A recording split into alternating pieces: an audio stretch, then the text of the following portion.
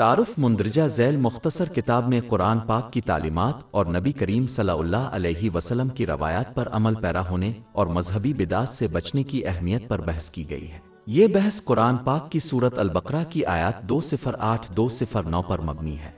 اے لوگو جو ایمان لائے ہو، اسلام میں پورے داخل ہو جاؤ اور شیطان کے نقش قدم پر نہ چلو، وہ تمہارا کھلا دشمن ہے، لیکن اگر تمہارے پاس واضح دلیلیں آ جانے کے بعد بھی تم انحراف کرو گے تو جان لو کہ اللہ غالب اور حکمت والا ہے۔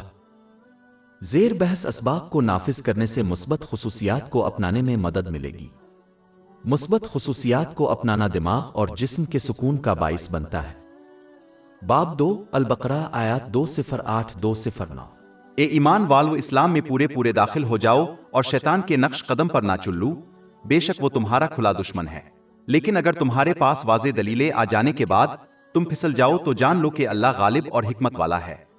جب اللہ تعالیٰ قرآن پاک کے اندر مومنین کو پکارتا ہے تو اس کی پکار اکثر ان کے ایمان کے زبانی دعوے کو عملی جامہ پہنانے سے جڑی ہوتی ہے، اس لیے کہ عمل کے بغیر ایمان کا زبانی دعویٰ اسلام میں بہت کم اہمیت رکھتا ہے۔ اعمال وہ ثبوت ہیں جن کو حاصل کرنا ضروری ہے تاکہ دونوں جہانوں میں اجر و رحمت حاصل ہو۔ جس طرح پھل دینے والا درخت تب ہی کام آتا ہے جب وہ پھل لاتا ہے، اسی طرح ایمان بھی تب کام آتا ہے جب وہ اچھے اعمال پیدا کرے۔ باب 2 البقرہ آیت 208۔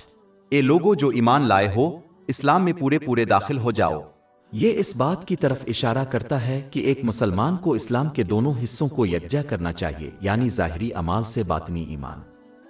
ان اعمال میں ان نعمتوں کو استعمال کرنا شامل ہے جو اللہ تعالیٰ کو راضی کرنے کے لیے عطا کی گئی ہے، جیسا کہ قرآن پاک اور نبی کریم صلی اللہ علیہ وسلم کی روایات میں بیان کیا گیا ہے۔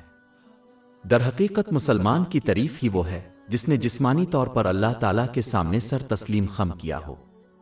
لہٰذا کوئی مسلمان ایسا نہیں ہے جو اسلام پر عمل نہ کرتا ہو، کیونکہ اسلام پر عمل نہ کرنا لفظ مسلم کی تعریف سے متصادم ہے۔ مرکزی آیت مسلمانوں کو اس رویہ سے گریز کرنے کی تنبیہ بھی کرتی ہے جس کے تحت وہ اپنی خواہشات کے مطابق اسلام کے کن پہلوؤں کی پیروی کریں اور کن پہلوؤں کو نظر انداز کریں۔ یہ وہ شخص ہے جو اسلام کو ایک زرہ کی طرح سمجھتا ہے اور جب چاہے پہن لیتا ہے اور اتار دیتا ہے۔ یہ شخص اللہ تعالیٰ کی اطاعت عبادت نہیں کرتا، بلکہ وہ صرف اپنی خواہشات کی اطاعت اور عبادت کرتا ہے۔ باب 25 الفرقان آیت 43۔ کیا تم نے اس شخص کو دیکھا ہے جو اپنی خواہش کو اپنا معبود بناتا ہے؟ در حقیقت اسلام کے کن حصوں کی پیروی اور نظر انداز کرنے کا انتخاب کو وحی الہی کے کچھ حصوں سے کفر قرار دیا گیا ہے، حالانکہ ایک مسلمان پورے قرآن پاک پر ایمان لانے کا دعویٰ کر سکتا ہے۔ باب 2 البقرہ آیات 84-85۔ اور یاد کرو جب ہم نے تم سے عہد لیا تھا کہ نہ تم ایک دوسرے کا خون بہاؤ اور نہ ایک دوسرے کو اپنے گھروں سے نکالو، پھر تم نے اس بات کا اقرار کیا جبکہ تم گواہی دے رہے تھے، پھر تم وہی ہو جو ایک دوسرے کو قتل کر رہے ہیں اور اپنے گھر والوں سے ان کے گروہ کو نکال رہے ہیں، اور اگر وہ آپ کے پاس قیدی بن کر آتے ہیں تو آپ ان کو فدیہ دیتے ہیں، حالانکہ آپ کتاب کے کچھ حصے کو مانتے ہیں اور کچھ نہ مانتے ہیں، پھر ان کے لیے دنیا کی زندگی میں رسوائی کے سوا اور کیا بدلہ ہے۔ پس جو شخص اپنی خواہشات کے مطابق اسلامی تعلیمات پر عمل کرنے کا انتخاب کرتا ہے، وہ دونوں جہانوں میں اپنی رسوائی کو دعوت دے رہا ہے۔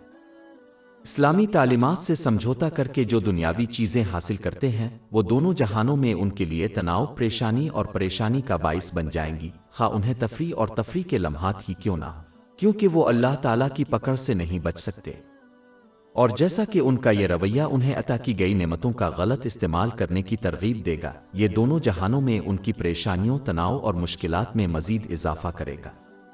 باب 9 توبہ آیت 82۔ پس وہ تھوڑا ہنسی اور پھر زیادہ روئے اس کے بدلے میں جو وہ کماتے تھے۔ باب 20 طٰہٰ آیات 124-126۔ اور جو میری یاد سے روگردانی کرے گا اس کی زندگی تنگدستی سے گزرے گی، اور ہم اسے قیامت کے دن اندھا اٹھائیں گے، وہ کہے گا اے میرے رب تو نے مجھے اندھا کیوں اٹھایا جبکہ میں دیکھ رہا تھا؟ اللہ تعالیٰ فرمائے گا کہ اسی طرح ہماری نشانیاں تیرے پاس پہنچی اور تو نے ان کو بھلا دیا، اور اسی طرح آج کے دن تجھے بھلا دیا جائے گا۔ جو شخص اپنی خواہشات کے مطابق اسلامی تعلیمات پر عمل کرنے نظر انداز کرنے کا انتخاب کرتا ہے، وہ اپنے حلیف دشمن شیطان کے نقش قدم پر چل رہا ہے، جیسا کہ وہ پہلا شخص تھا جس نے اس طرح کا برتاؤ کیا جب اس نے حضرت آدم علیہ السلام کی تزیین کے لیے اللہ تعالیٰ کے حکم کو رد کیا۔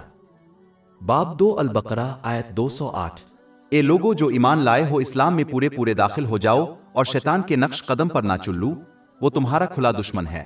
شیطان کے نقش قدم پر چلنے والے کو نہ تو دنیا میں سکون ملتا ہے اور نہ ہی آخرت میں۔ شیطان کے نقش قدم پر چلنے کا دوسرا پہلو یہ ہے کہ جب کوئی ایسی مذہبی بدعات پر عمل کرتا ہے جن کی جڑیں ہدایت کے دو منابع میں نہیں ہیں، قرآن کریم اور حضرت محمد صلی اللہ علیہ وسلم کی روایات۔ دینی علم کے دوسرے ذرائع پر جتنا زیادہ عمل کرے گا، خواہ وہ نیکیوں کی طرف لے جائے، وہ ہدایت کے دو ذرائع پر اتنا ہی کم عمل کرے گا جو کہ گمراہی کا باعث بنتا ہے۔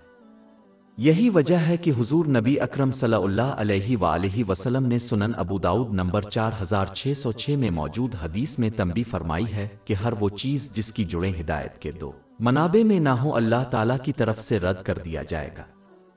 در حقیقت زیر بحث اصل آیت خاص طور پر اس وقت نازل ہوئی تھی جب صحابہ کرام رضی اللہ عنہم کے ایک گروہ نے، جو پہلے یہودی یا عیسائی تھے، اپنے سابقہ مذہب کی تعلیمات پر عمل کرنا چاہتے تھے جو اسلامی تعلیمات سے متصادم نہ تھیں۔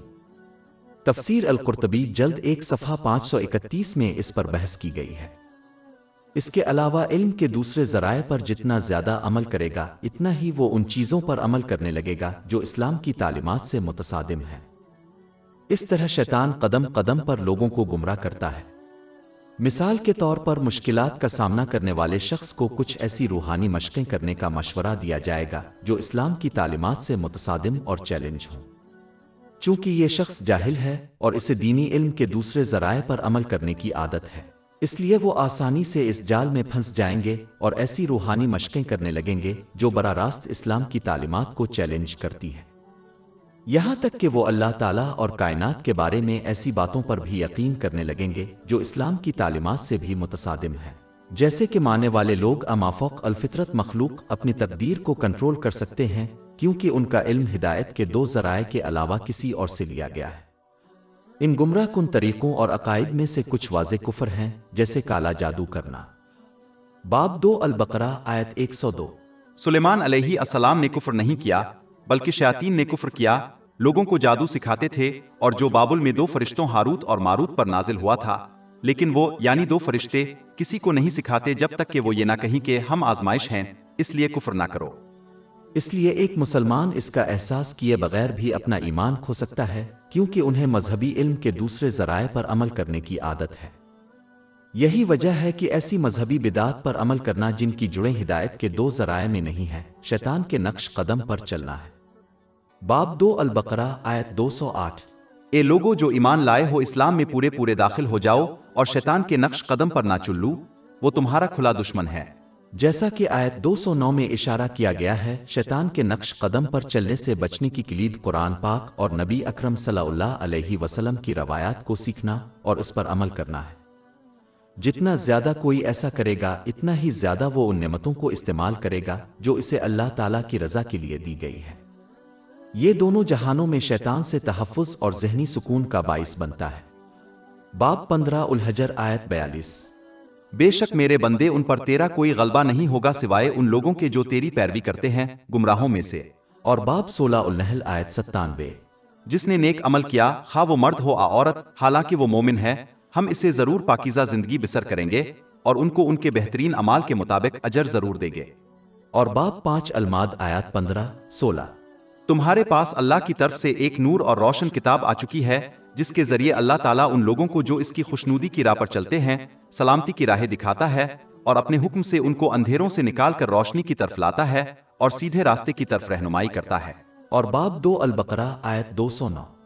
لیکن اگر تمہارے پاس واضح دلیلیں آ جانے کے بعد تم پھسل جاؤ، لہذا کسی بھی شخص کو کوئی عذر نہیں چھوڑا جاتا، جیسا کہ قرآن کریم کے واضح دلائل اور رسول اللہ صلی اللہ علیہ وسلم کی روایات بنی نوع انسان کو عطا کی گئی ہیں اور آج کے دور میں زیادہ تر لوگوں کے لیے آسانی سے قابل رسائی ہے۔ اسلامی تعلیمات کو سیکھنے اور اس پر عمل کرنے سے چشم پوشی کرنے والا اللہ تعالیٰ کی قدرت سے نہیں بچ سکے گا، اور اسے دونوں جہانوں میں اپنی پسند اور عمل کے نتائج کا سامنا کرنا پڑے گا۔ یہ ایک بڑی وجہ ہے کہ بہت سے مسلمان ذہنی سکون حاصل کرنے میں ناکام رہتے ہیں، کیونکہ وہ اسلامی تعلیمات کو سیکھنے اور اس پر عمل کرنے میں ناکام رہتے ہیں تاکہ وہ ان نعمتوں کو استعمال کریں جو انہیں اللہ تعالیٰ کی خوشنودی کے لیے دی گئی ہے۔ جیسا کہ اللہ تعالیٰ ان کے روحانی دلوں کو کنٹرول کرتا ہے، سکون قلب کا گھر، وہ کبھی بھی ذہنی سکون حاصل نہیں کر پائیں گے۔